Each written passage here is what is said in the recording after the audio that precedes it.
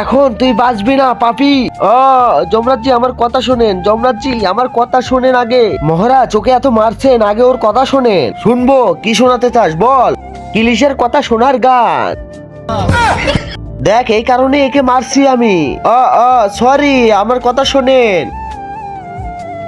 আমাকে পৃথিবীতে পাঠান, আমি ভালো ভালো কাজ করব যাতে আপনি স্বর্গে পাঠান। আরে ভাই এর কি হয়েছে? আরে এর মির্কি উঠেছে। আরে ওকে কিছু শুকাও। আরে আগে ভিডিও বানাতে দে। আরে সর আগে, আগে ওকে মোজা শুকাই। মাম্মি পাপা। কি হয়েছে বাচ্চা, কান্না করছো কেন? হ্যাঁ বাবা, বাবা আমার বাবাকে পেয়ে গেছি। বাবা বাবা। আবে সর, আমি তোর বাবা নই। আমার বাবা মা মরে গেছে, আমাকে নতুন বাবা মা দিয়ে দাও। আরে এই দুনিয়ায় তো পবিত্র সম্পর্ক হচ্ছে মা ছেলে।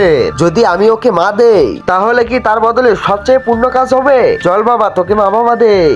এইবার যদি বাচ্চা না হয় তাহলে মনে হয় আমাদের কপালে বাচ্চা নেই। আমি তোমাদের সব কথা শুনেছি, তোমাদের বাচ্চা হচ্ছে না দেখে তাই তোমাদের কষ্ট।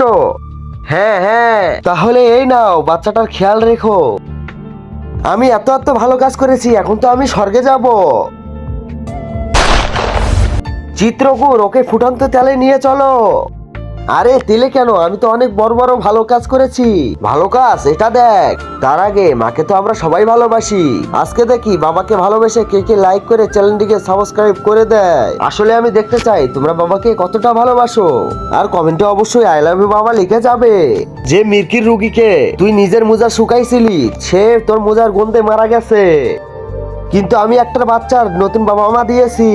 আর ওই ভালো কাজের জন্য আমার সব পাপ মাফ হয়ে গেছে। আরে বাচ্চা তুই এখানে কি করস? আমি তো তোকে নতুন বাবা মা দিয়েছি। তুমি যে লোকদের বাচ্চাকে দিয়েছিলে কিন্তু তারা টাকার লোভে বাচ্চাটার কিডনি বিক্রি করে দিয়েছে। আরে মার শালাকে, মার, ভালো করে মার শালাকে, মার।